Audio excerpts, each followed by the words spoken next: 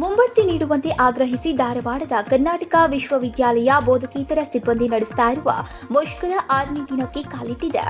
ಕೇವಲ ಮುಂಬಡ್ತಿ ಮಾತ್ರವಲ್ಲ, ಕೆಲ ವರ್ಷಗಳಿಂದ ಸಿಬ್ಬಂದಿಗಳಿಗೆ ವೈದ್ಯಕೀಯ ವೆಚ್ಚ ಸಹಿತ ಭರಿಸಿಲ್ಲ, ಪರಿಹಾರ ಭತ್ಯೆ ಮತ್ತು ಹಬ್ಬದ ಮುಂಗಡ ಪಾವತಿ ಸಹ ಮಾಡಿಲ್ಲ ಎಂಬಿತ್ಯಾದಿ ಬೇಡಿಕೆಗಳನ್ನು ಮುಂದಿಟ್ಟುಕೊಂಡು ಬೋಧಕೇತರ ಸಿಬ್ಬಂದಿ ಪ್ರತಿಭಟನೆಯನ್ನ ನಡೆಸ್ತಾ ಇದ್ದಾರೆ.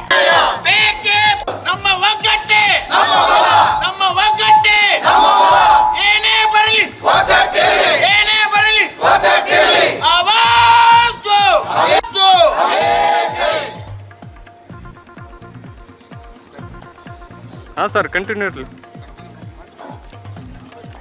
ಬೆಂಬಲ ನೀಡಲು ಬಂದಂತ ಅತಿಥಿ ಸಹಾಯಕ ಉಪನ್ಯಾಸಕರ ಸಂಘದ ಪದಾಧಿಕಾರಿಗಳೇ, ತಮ್ಮೆಲ್ಲರಿಗೂ ತಿಳಿದಿರುವಂತೆ ಈಗ ನಮ್ಮ ಹಲವಾರು ಬೇಡಿಕೆ ಸೌಲಭ್ಯಗಳು ಇನ್ನುವರೆಗೂ ನಮಗೆ ದೊರಕಿಸಿಕೊಡುವಲ್ಲಿ ಕರ್ನಾಟಕ ವಿಶ್ವವಿದ್ಯಾಲಯದ ಅಧಿಕಾರಿಗಳು ವಿಫಲರಾಗಿದ್ದಾರೆ.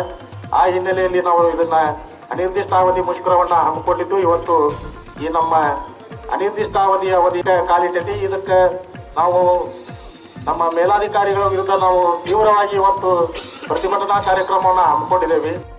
ಮುಂಬಡ್ತಿ ಮಾಡಿದ ಆದೇಶ ಪ್ರತಿ ಕೊಟ್ಟ ಮೇಲೆಯೇ ಪ್ರತಿಭಟನೆ ಕೈಬಿಡುವುದಾಗಿ ಸಿಬ್ಬಂದಿ ಮೇಲಾಧಿಕಾರಿಗಳಿಗೆ ಎಚ್ಚರಿಕೆಯನ್ನ ಕೊಟ್ಟಿದ್ದಾರೆ.